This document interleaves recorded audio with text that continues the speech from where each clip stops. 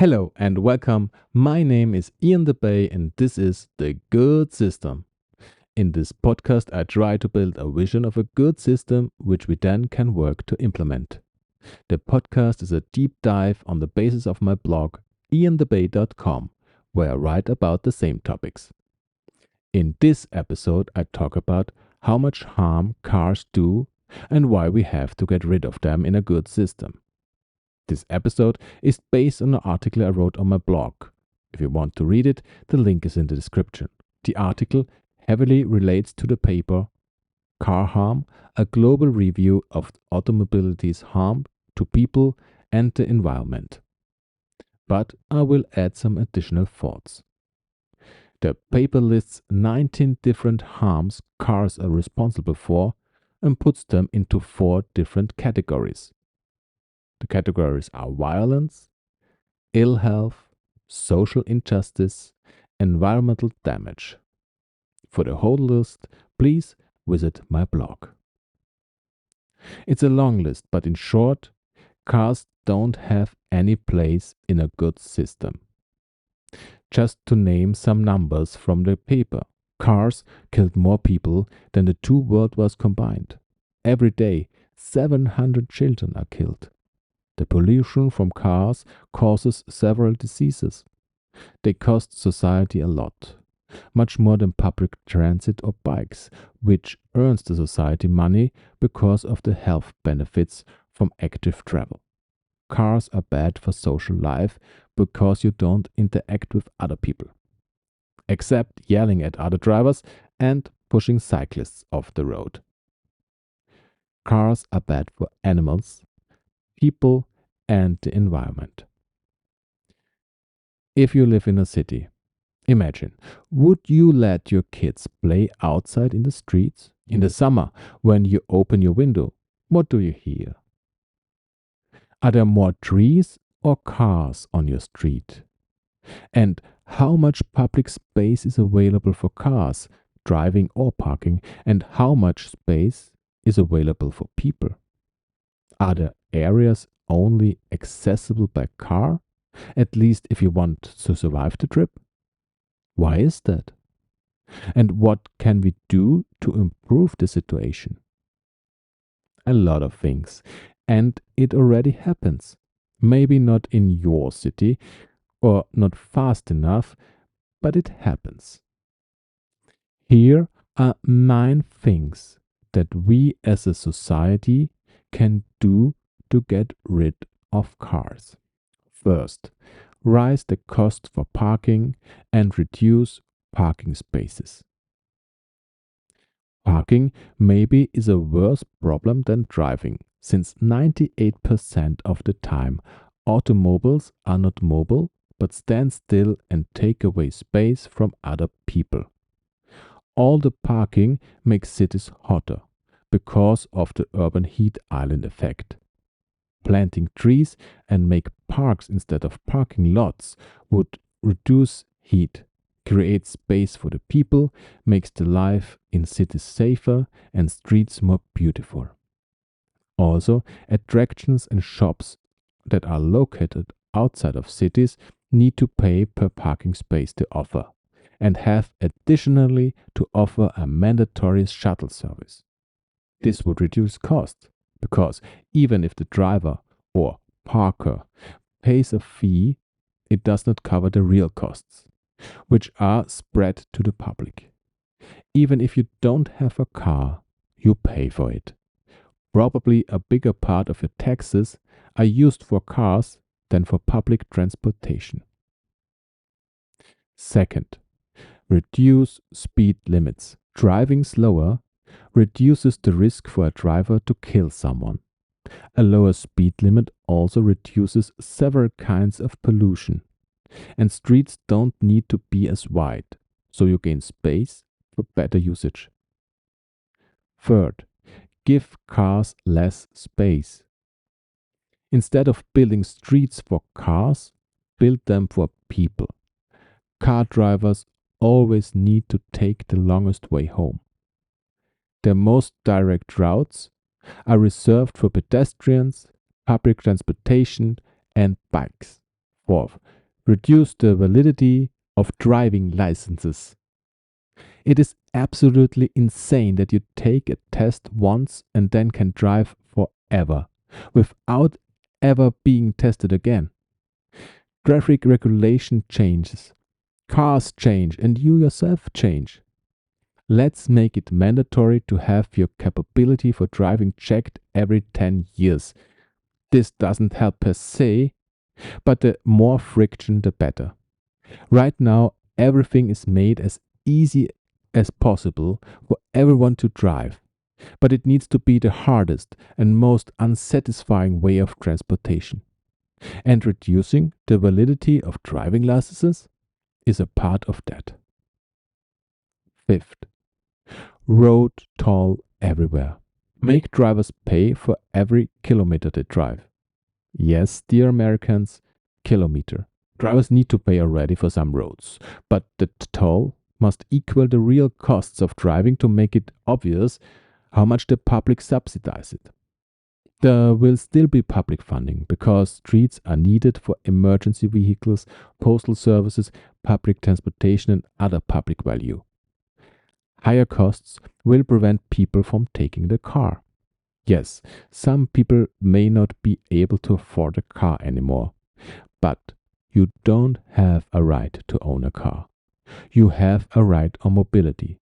That's why, at the same time, public transport, biking, and pedestrian infrastructure gets better. And also, there will be carless areas in cities.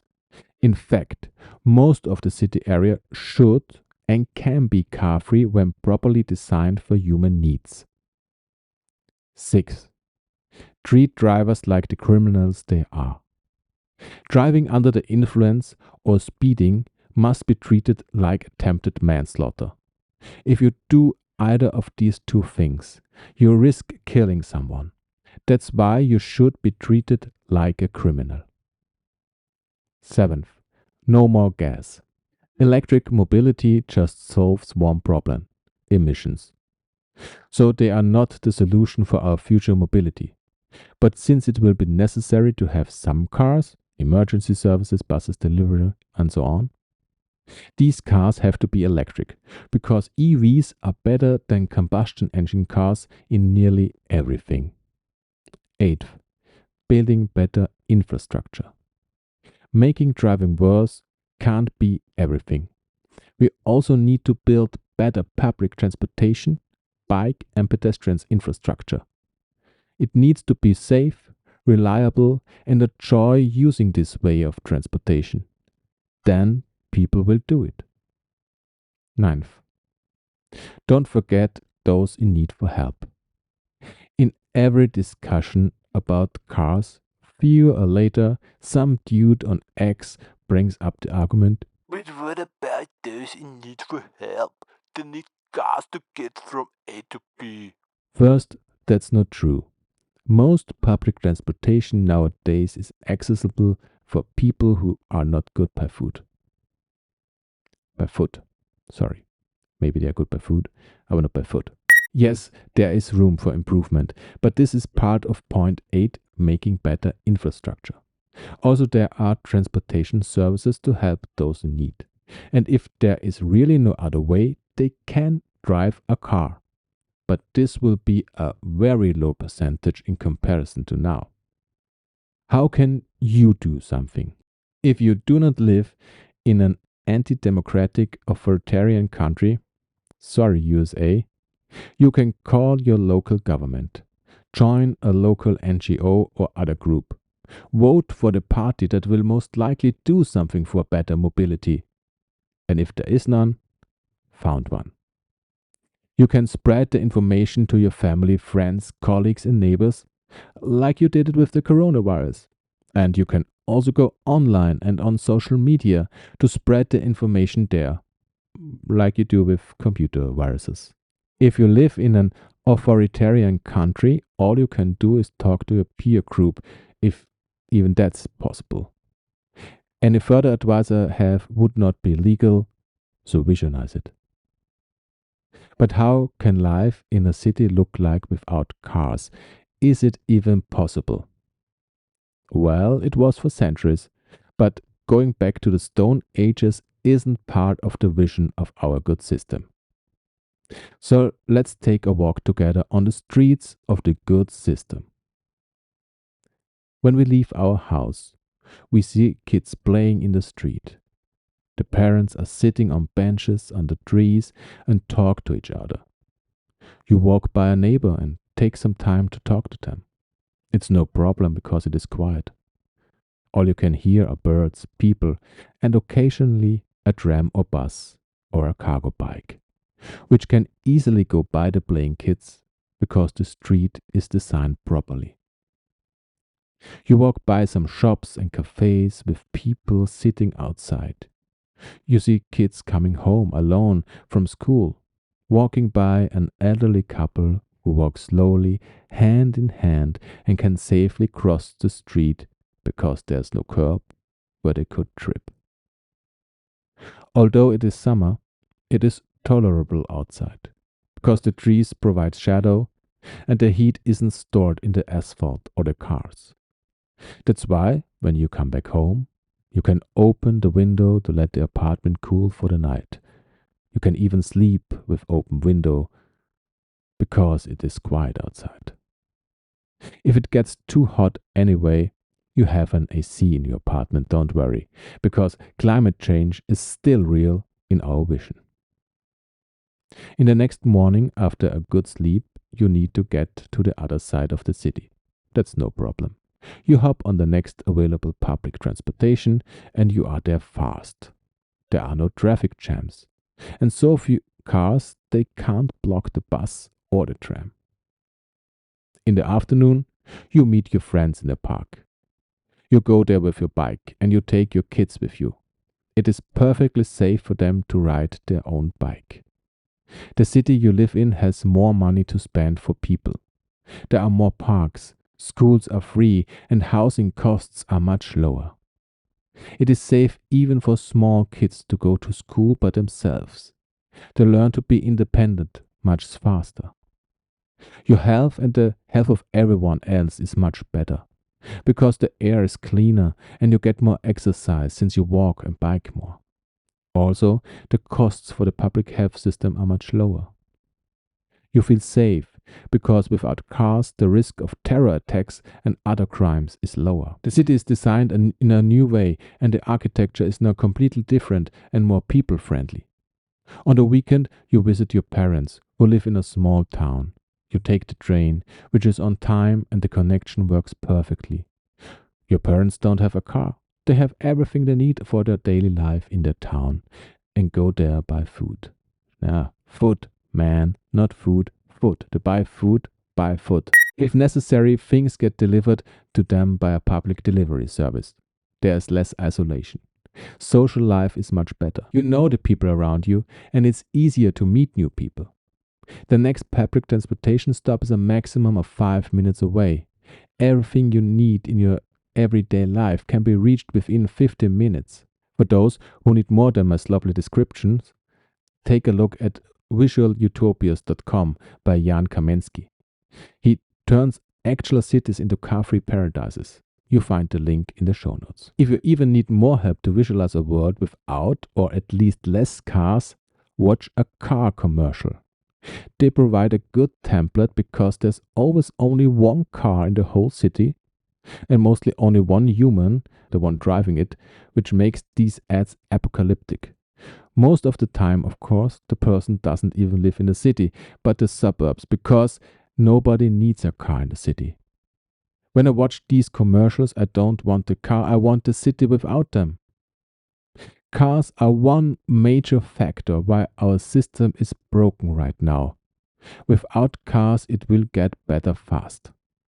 This is hard to imagine, especially when you are a driver, but for everyone else too, because everything is built around the car.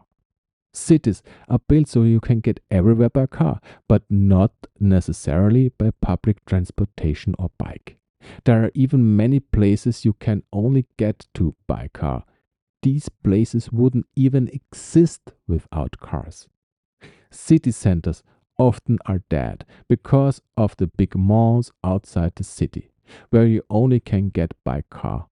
which is making life in the city worse for everyone because you need a car and drive half an hour to buy something when you could go to the shop around the corner if it still existed. By the way, the cost of housing for people and businesses is interconnected with cars. We need lower rents in the cities, but this is topic for another episode. Cars have such a big negative impact on our health. Even if you don't notice it now, you will feel so much better in a world without cars. You get more exercise, the air is cleaner, there are fewer accidents, and you have less stress. There will always be some kind of cars or vehicles, even in our good system. But these cars are electric. Even when there are no more car accidents, which are responsible for many rescue missions, we still will need ambulances. We need to start building cities for people and not for cars. If you are interested in system change and how a good system could look like, subscribe to my podcast, and if you can and want, leave a rating or even a review. This will help me a lot.